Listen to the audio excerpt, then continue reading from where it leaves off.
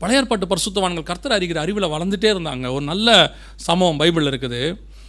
1 ராஜாக்களின் புஸ்தகம் 19ஆம் அதிகாரத்தில் 1 ராஜாக்கள் 19 எலியா கர்த்தருக்கு முன்பாக கெபிக்குள்ளே இருக்கிறார். 7வது வசனத்தில் கெபிக்குள்ளே நிற்கிறாரு. அல்ல 7வது வசனத்தில் இல்லை, 11வது வசனத்தில் கர்த்தர் சொல்கிறார் எலியாவை பார்த்து, வந்து எனக்கு முன்பாக நில் என்றார். அப்படி தானே? ஆமாம். எலியா வரவே இல்லை. பாருங்களேன், எலியா வரவே இல்லை. 13வது வசனம் வாசிங்க.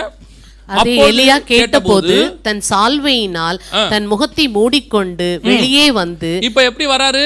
சால்வையை மூடிக்கொண்டு. இப்போ கர்த்தர் கூப்பிட்டது 11வது வசனத்துல, எலியா வந்தது 13வது வசனத்துல. இப்போ நீங்க என்ன நினைக்கிறீங்க? 11 வசனத்துக்கு 13 வசனத்துக்கு என்னங்க அவ்வளோ பெரிய டிஃபரன்ஸா? ஆமா, பெரிய டிஃபரன்ஸ் இருக்கு. என்ன தெரியுமா? 11வது வசனத்துல கூப்பிட்ட பிறகு 4 சம்பவங்கள் நடக்குது. 4 முக்கியமான சம்பவங்கள். ஒன்று, கண்மலையை பிளக்கத்தக்கதான பெருங்காற்று. 2வது பூமி அதிர்ச்சி. 3வது அக்கினி. 4வது மெல்லிய சத்தம். 4 நடக்குது. ஏன் எலியா வெளியே வரல? எலியாவுடைய ஸ்பெஷாலிட்டி என்ன தெரியுமா? ஒவ்வொரு ஊழியக்காரனுக்கு ஒரு ஸ்பெஷாலிட்டி இருக்குது பைபிளில். மோசையை பார்த்து சொல்வார், என் வீட்டில் எங்கும் உண்மை உள்ளவன். தாவீதை பார்த்து சொல்வார், என் இருதயத்துக்கு ஏற்றவன். இப்படி ஒவ்வொருத்தருக்கும் ஒவ்வொன்று இருக்குல்ல, அதே மாதிரி எலியாவுக்கு ஒன்று இருக்குது. என்ன இருக்குது தெரியுமா? வாசிங்க. 1 ராஜாக்களின் புஸ்தகம் 17ஆம் அதிகாரம் 1வது வசனம் வாசிங்க. கிலேயாத்தின் குடிகளிலே திஸ்பியனாகிய எலியா ஆகாபை நோக்கி, என் வாக்கின்படியே அன்றி இந்த வருஷங்களிலே பனியும் மழையும் பெய்யாதிருக்கும் என்று இஸ்ரவேலின் தேவனாகிய கர்த்தருக்கு முன்பாக நிற்கிற நான். கர்த்தருக்கு முன்பாக நிற்கிற நான். அதான் அவனுக்கு பட்டம். I am standing in front of the Lord. 1 ராஜாக்களின் புஸ்தகம் 18ஆம் அதிகாரம் 15வது வசனம் வாசிங்க. 18, 15 வாசிங்க. அதற்கு எலியா, இன்றைக்கு என்னை அவனுக்கு காண்பிப்பேன் என்று சேனைகளின் கர்த்தருக்கு முன்பாக நிற்கிற நான். அவனுடைய ஸ்பெஷாலிட்டியா என்னது? கர்த்தருக்கு முன்பாக நிற்கிறவன். இப்ப கர்த்தரே கூப்பிடுறாரு. 1 ராஜாக்கள் 19, 11 வந்து எனக்கு முன்பாக நில் என்றார். அப்படிதானே இருக்கு? அவன் வரல பாருங்க, அவன் வரவே இல்லை பாருங்க. ஏன் வரல தெரியுமா? அவன் வெயிட் பண்ணி பார்க்குறான். கர்த்தர் என்ன மூடில் இருக்கிறாரு, என்ன நிலைமையில் இருக்கிறாருன்னு பார்க்குறான். இப்போ ஃபஸ்ட்டு என்ன வருது? கண்மலையை பிளக்கத்தக்கதான பெருங்காற்று அடிச்சு நொறுக்குது. அவன் பார்க்குறான், கர்த்தர் ஒருவேளை இந்த மைண்டில் நொறுக்கிற மைண்டில் இருக்கிறாரோ. ஆனால் வசனம் சொல்லுது, கர்த்தர் அதிலே இல்லை. இப்போ இவனுக்கு தெரியுது கர்த்தர் நொறுக்கிற மைண்டில் இல்லை. இப்போ கொஞ்சம் கர்த்தரை நொறுக்கிற மைண்ட்லேருந்து மாறுறாரு. அடுத்து ஒன்று வருது. என்ன வருது? பூமி அதிர்ச்சி. அதிரும் தன்மையில் இருக்கு. கர்த்தர் எல்லாத்தையும் தூக்கி போட்டு அடிக்கிறாரு, டம்மு டும்முன்னு. இப்போ பார்க்குறான், ஒருவேளை கர்த்தர் இந்த மைண்டில் இருக்கிறாரோ. இப்போ பார்த்தா வசனம் சொல்லுது, கர்த்தர் அதிலும் இருக்கவில்லை. 3வது, பட்சிக்கிற அக்கினி, கோபம், பட்சிக்கிற மூடில் இருக்கிறார் கர்த்தர்.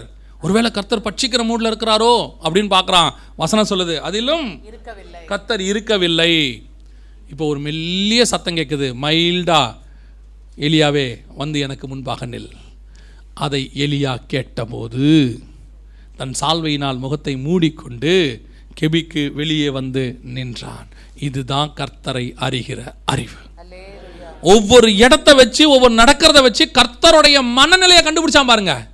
எப்ப கர்த்தருக்கு முன்பாக நிக்கணும், எப்ப நிக்க கூடாது. இதுதான் கர்த்தரை நீங்கள் அறிகிற அறிவு. இந்த மாதிரி அறிவு தான் பைபிள்ல இருக்குது.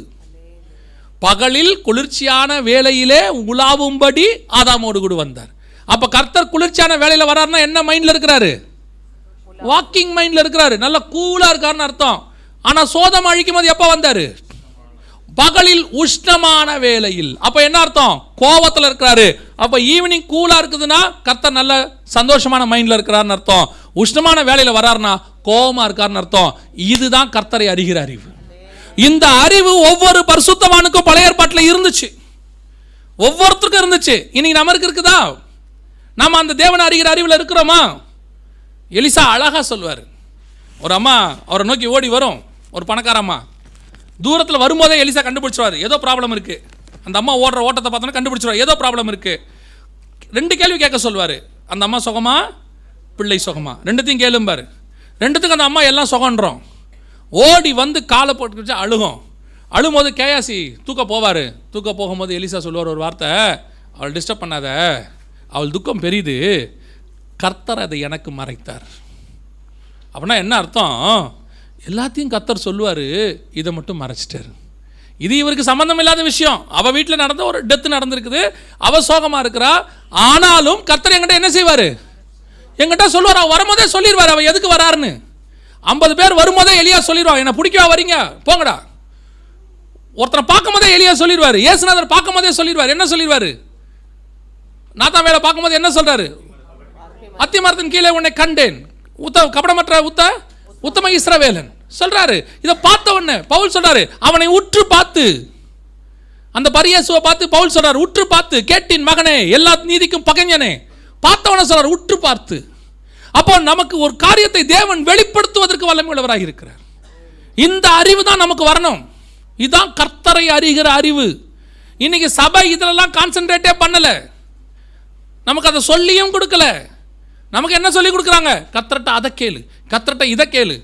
இதெல்லாம் அவங்க கேட்டுக்கிட்டு இருக்கிறது. இதெல்லாம் சிம்பிள். கர்த்தரை எதை கேட்கணும் தெரியுமா? உண்மை அறிகிற அறிவு எனக்கு வேணும் ஆண்டவரே. என் வாழ்க்கையில் நடக்கிற ஒவ்வொரு சம்பவத்தில் நீங்கள் எப்படி என்னோட இடைப்படுறீங்கன்னு எனக்கு தெரியணும். கர்த்தர் எப்படி மூவ் ஆகிறீங்க நான் பார்க்கணும். எனக்கு முன்னாடி நீங்கள் போகிறத நான் பார்க்கணும். எலிசா சொல்கிறான், நான் பார்க்குற மாதிரி நீ பார்த்தா நல்லா இருக்குமே. வேலைக்காரன் சொல்கிறான், ஆண்டவரே நம்மோடு இருக்கிறவர்கள் அதிகம், அவங்க வந்து நிற்கிறாங்க. இவன் சொல்கிறான், அவரோடு இருக்கிறவை பார்க்கிலும் நம்மோடு இருக்கிற அதிகம். இவன் கீழே பார்த்தான், அவன் மேலே பார்த்தான். நீங்கள் கீழே பார்க்குற கூட்டமா மேலே பார்க்குற கூட்டமாங்கிறதா முக்கியம்.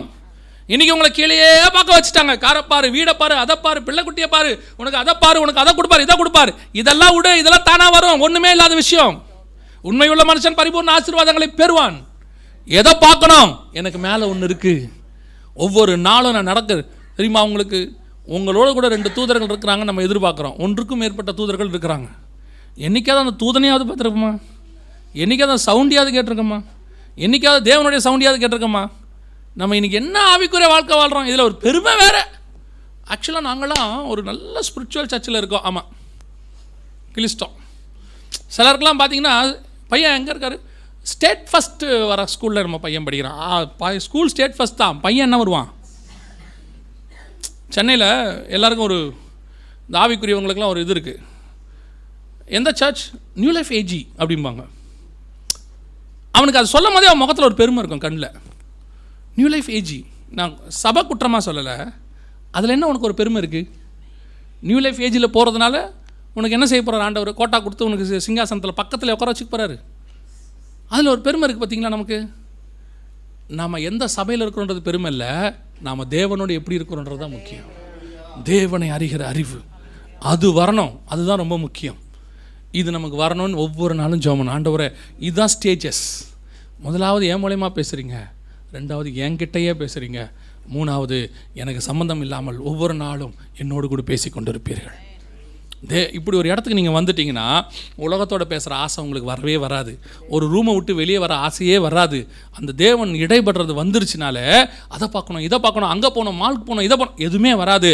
எப்படா நீங்கள்லாம் விட்டு என்னை விடுவீங்க, என் நேசர் எனக்காக காத்திருப்பாருங்கிற எண்ணம் உங்களுக்கு வரும்.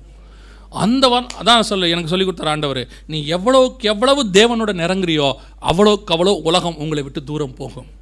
நீங்கள் எவ்வளோக்கு எவ்வளோ உலகத்தோடு கூட நெருங்குறீங்களோ அவ்வளோக்கு அவ்வளோ தேவன் உங்களை விட்டு போவார். நம்ம எதில் கான்சன்ட்ரேட் பண்ணுறோங்கிறதான் ரொம்ப முக்கியம்.